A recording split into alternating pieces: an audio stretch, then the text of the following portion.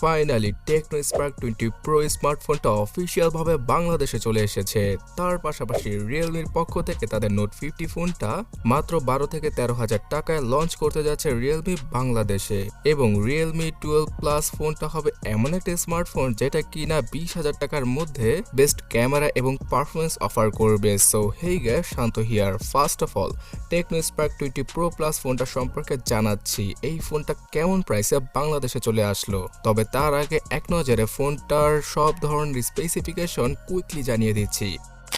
Curve AMOLED প্যানেলের display থাকছে এই ফোনটায়, যেখানে কিনা 120 হার্জের রিফ্রেশ রেট, তার পাশাপাশি 1000 নিটসের পিক ব্রাইটনেস পাওয়া যাবে। অলওয়েজ অন ডিসপ্লের সাথে আসা টেকনো স্পার্ক 20 প্রো প্লাস ফোনটিতে অ্যান্ড্রয়েড 14কে আউট অফ দ্য বক্স পেয়ে যাব আমরা। মিডিয়াটেক G99 আলটিমেট চিপসেটের সাথেই আসে এই ডিভাইসটি, যেখানে কিনা সর্বোচ্চ 8GB র্যামের সাপোর্ট থাকছে, আর ভার্চুয়াল ভাবে 16GB পর্যন্ত ইউজ করাও পসিবল হবে। 5000 mAh এর ব্যাটারি, 108 মেগাপিক্সেলের রিয়ার ক্যামেরা সহ আরও বেশ কিছু ফ্যান্টাস্টিক ফিচারের সাথে আসে techno Spark 20 pro plus. So এইরকম একটা ডিভাইসের জন্য কেমন প্রাইস হওয়া উচিত ছিল অবশ্যই কমেন্ট করে জানাবেন। অফিসিয়ালি জানা যাচ্ছে যে 28,000 টাকা গুনতে হবে টেকনো স্পার্ক 20 প্রো প্লাস স্মার্টফোনটিকে পারচেস করার জন্য। তো এই বাজেটে কার্ভ ডিসপ্লে, তার পাশাপাশি 108 মেগাপিক্সেলের ক্যামেরা সেটআপ হয়তো অফিসিয়াল ফোন হিসেবে ভালোই বলা চলে, বাট টেকনোর ব্র্যান্ড ভ্যালু কিন্তু অতটাও বেশি নয়। তাই আমি এক্সপেক্ট করছিলাম যে 25,000 টাকা দাম রাখবে টেকনো এই ফোনটির জন্য। তো এই ডিভাইসটার ভালো মন্দ সবকিছু নিয়ে ডিটেলস রিভিউ আসছে, তার জন্য এখনই সাবস্ক্রাইব আর ফলো করে আমাদের সাথেই থাকুন। অলরাইট, এবার রিয়েলমি নোট 50 সম্পর্কে জানাচ্ছি।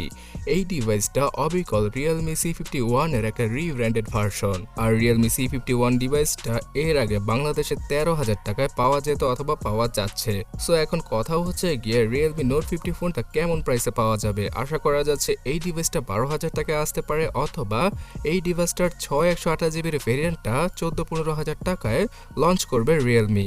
তো ফোনটার জন্য আপনারা এক্সাইটেড কিনা অবশ্যই কমেন্টে জানাবেন। কবে ফোনটা আসবে সেই সম্পর্কে জানা না গেলেও আগামী সপ্তাহের ভেতরেই এটাকে আমরা অফিসিয়ালভাবে রিয়েলমির সবগুলো আউটলেটে পেয়ে যাব।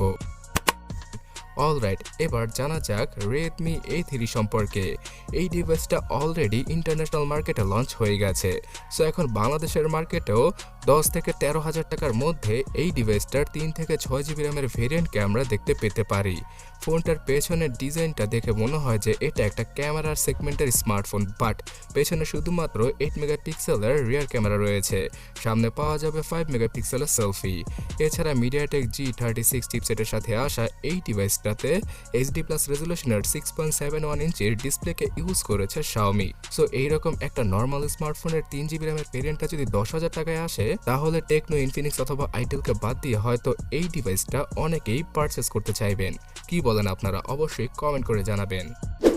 অলরাইট, সর্বশেষে এমন একটা ফোন সম্পর্কে জানিয়ে ভিডিওটা শেষ করছে যে এই ফোনটা কিনা 20 থেকে 25,000 টাকায় বাংলাদেশের মার্কেট কাঁপাবে, আর ইন্ডিয়ান মার্কেটে 15 থেকে 20,000 রুপিতে সেই লেভেলের একটা স্মার্টফোন আনতে চলেছে রিয়েলমি। রিয়েলমি 12 নয়, রিয়েলমি 12 প্লাস 5G এই নামে একটা নতুন স্মার্টফোন মালয়েশিয়ায় আগামী 29শে ফেব্রুয়ারি অফিসিয়ালভাবে লঞ্চ করে দেবে রিয়েলমি। আর এই ফোনটার ব্যাক ডিজাইন পুরোপুরি রিয়েলমি 12 প্রো প্লাস ফোনটার মতোই হবে, কিন্তু এখানে কার্ভ ব্যাক প্যানেলের বদলে পাওয়া যাবে ফ্ল্যাট ব্যাক প্যানেল। তাছাড়া এমনটাও রিউমার আসছে যে অ্যামোলেড প্যানেলের ডিসপ্লেকে এবার আবারও ইউজ করতে যাচ্ছে রিয়েলমি।